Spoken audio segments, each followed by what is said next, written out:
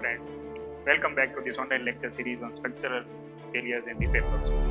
Now, as we have discussed in the previous lecture, we have given you the overview of the preface of this particular subject that is going to be there, and in that the first topic that we are going to cover is going to be the evaluation of the structure and the condition assessment of the structure. Right? So if we talk about the condition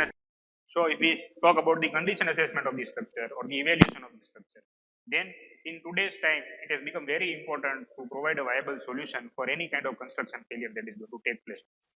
And in order to give a viable solution, the first and foremost step is going to be the evaluation of the structure or the condition assessment.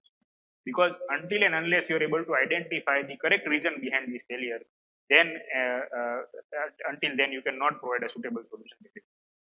So if you talk about the evaluation of the structure or the condition assessment of the structure, then the first and foremost or the chronological sequence in which this particular evaluation should be carried out is listed over here. Is that first you do the condition assessment of the structure, where you do a site visit, you make observations, you take records of certain things, you measure the deflections, and you make a couple of videos, you take necessary photographs, and you come back to the office, you document everything, and then you analyze the entire problem. And based on the analysis result, then you decide that this is going to be the particular reason, the result of which the failure is taken. Right? This entire process is going to be termed as the evaluation. Once the evaluation of structure is done, then you will be able to identify the reason for construction failure. And once the reason for construction failure is known, then you will move on to the repair and rehabilitation of the structure.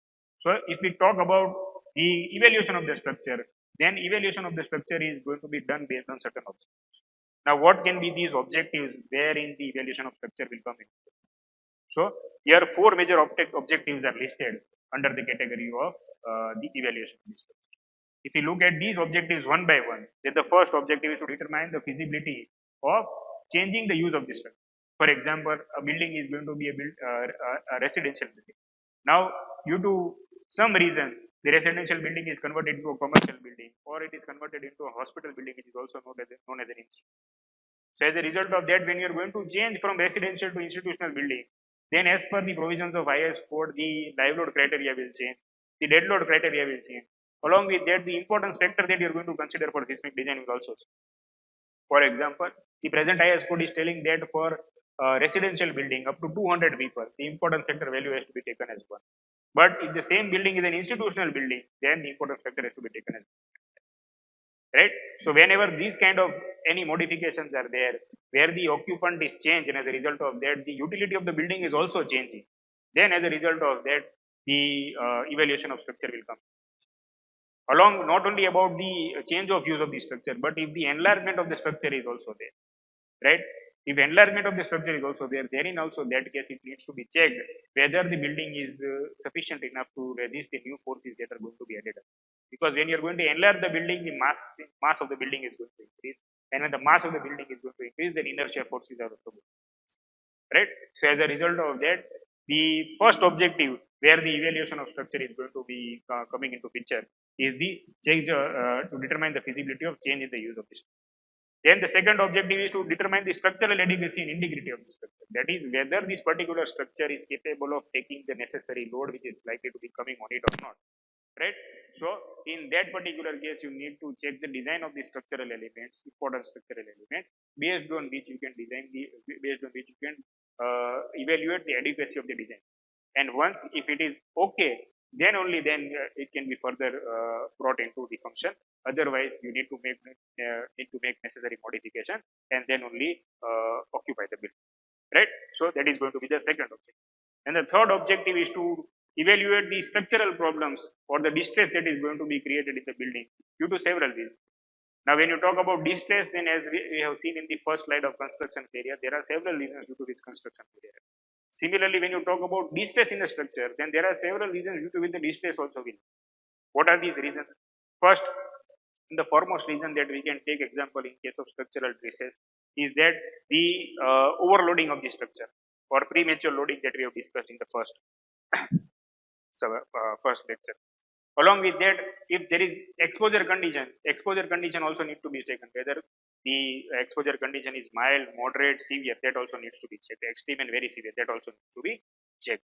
right? So based on the exposure condition, also certain parameters such as cover is going to be changed, minimum grade of cement is minimum grade of concrete is going to change, minimum content of cement that can be used, water cement ratio. All these guidelines are given in IS 456. So whether these guidelines are followed in the construction process or not, whether these guidelines are followed in the design process or not, this needs to be evaluated. And if these are not evaluated, then as a result of that, the distress is there. Along with that, other reason for distress can be also be the natural calamities that can be wind, flood, tsunami, earthquake. These are also going to be the different reason when the distress is likely. And if we talk about the fourth objective or the last objective, then we can say to determine the feasibility of modifying the existing structure to conform with the current. For example, if a building is constructed or designed some 15-20 years ago, right? And now we are going to do some modification in the building, or if you're willing to extend the building or you're willing to expand the building, then in that case, when the original design was done, then in that case, the old code or the code that was prevailing at that particular time was. But now, if you want to do the modification, then you need to follow the current code. So there is always going to be a change in some kind of parameter, and particularly in case of seismic parameters. So when you are going to expand the building now, is the building likely to conform with the current code or not? If we need to check that particular thing, then also in that case, the evaluation structure is likely to be taken. Right? So these are some of the objectives which can be considered for evaluation. Now, when you are going to do the evaluation of these structures, then there are certain factors which will affect the evaluation. Right? First thing is that the points that we are going to discuss over here are only going to be a guideline to you. Right? But the final decision will be of the engineer who is going to visit that particular site. Because the judgment of the engineer has to be considered as final, because he has visited the site, he has done the visual observation, he has done the analysis, and based on that he is suggesting a particular remedy. Right? However, we are going to just give you a couple of guidelines over here based on which you can work out the evaluation of the structure in a particular. And when you are going to do that, there are certain factors that you need to keep in mind before selecting an agency who is going to do the evaluation. First thing is that is engineering judgment has to be given the utmost priority. That is, whenever you are appointing an engineer, and if that engineer is giving you a solution which is not viable according to you also, or it is not in your favor also. For example, you have decided that you are going to expand this particular structure, but after the visit of the engineer, the engineer is suggesting that the current structure is not capable of resisting the forces. Then in that case, you should not overrule the judgment of the engineer and proceed with the modifications. That is why it is said that engineering judgment is going to be play a very important role, because several times it has been observed that sometimes the mistake is done by the engineer also. That is, if improper procedure is followed or the inadequate judgment is taken by the engineer, then as a result of that also the failure has taken place. So that is why the first and foremost factor, important factor, which is going to be there in this entire process of evaluation is going to be the engineering. Then second is close consultation with the owner. That is, you need to understand the objective based on which the evaluation is to be done. We have seen the objective in the previous slide, right? So you need to discuss with the client, rigorous discussion has to take with the client. And then based on that discussion, you need to decide that what is the objective that the owner is going to achieve through this evaluation. And accordingly, then the process should be finalized and accordingly the evaluation should be. Right? So close consultation with the owner is going to be done. Then clear definition of the objective, whether you want to repair the structure, whether you want to retrofit the structure, whether you want to demolish the structure, whether you want to preserve the structure. This has to be understood. Then what is the cost that is likely to happen in order to achieve this objective, and whether it is going to interfere with the current operations. That also clearly mentioned. Because if we are going to do some modification in factory, then the current operations, if they are going to come and halt, then as a result of that, the production losses are going to be higher as compared to the modification that you are doing. So you need to clearly convey to the client that in this particular case, the modifications when you are going to do, then the operations are going to be halted for so and so time, and as a result of that, certain amount of cost is going to be there due to this halting of operations. Then during this entire process, work should be given to experienced engineers, because as we are saying that the construction industry today is facing a problem where everyone is trying to do everything. But when you talk about this restoration of the buildings or the repairs and rehabilitation of buildings, then in that particular case, you need to always give work or assign the work to experienced engineers who have a record of working on these kind of things. Because certain things are not going to be visible over here in this particular case of evaluation. So based on these visits and based on the experience, the engineer has to take a decision on the site, and accordingly the process will, right? So it becomes very important that experienced engineers are hired for this purpose. And along with experienced engineers, you need to also have experienced contractors who are having a history of working on these kind of projects, right? So if somebody is assigning a work to some contractor who has not done previously this kind of work, then as a result of that, he may face some problem during the time of execution. And lastly, along with this thing, if competitive bidding is also going to be there, because as such, as I said, that economy is an integral part of our construction. So just if somebody has done a very low bidding, that does not mean that the work should be assigned. But along with the cost, the experience of working on these projects should also take into consideration, and accordingly the work should be assigned. Right? Then if we look at the definitions, that is based on the discussion with the client, you will be able to get an idea that whether the client wants to preserve the structure, whether he wants to do the rehabilitation, whether he wants to do repair, whether he wants to do restoration, or whether he wants to do the strengthening. Right? So there is a very minute difference which is there between all the 5 definitions that are listed over here. If you talk about preservation, the preservation is basically the art of maintaining the structure in a particular condition without allowing further deterioration. And if we talk about rehabilitation, that the process of repairing or modifying a structure to bring back to a desired useful condition, right?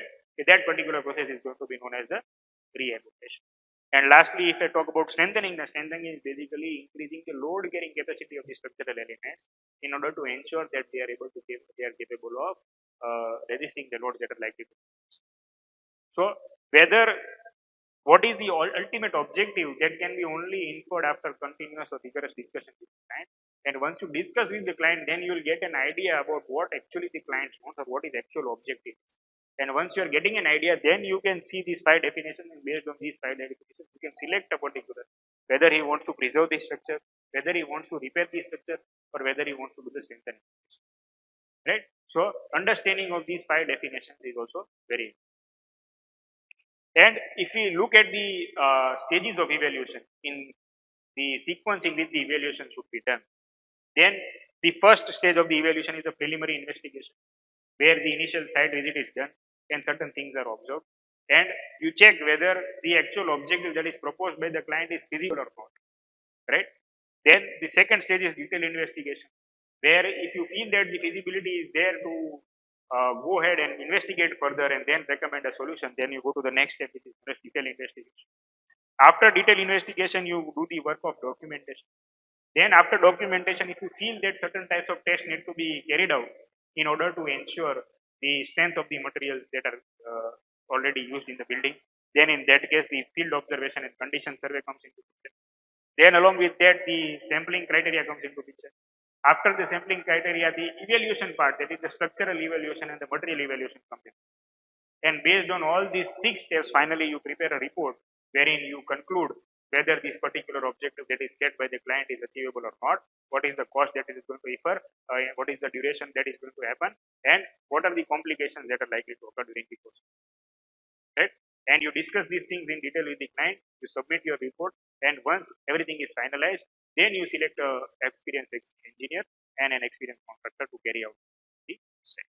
Right? So these are the 6 stages or 7 stages of the evaluation stages of evaluation of the structure. In the next lectures that are going to be there, we are going to discuss in detail regarding all these 7 stages one by one, and then we will proceed ahead with the construction. So in the next lecture that we are going to there, we are going to talk about start with the discussion regarding the preliminary investigation structures, and from there on we will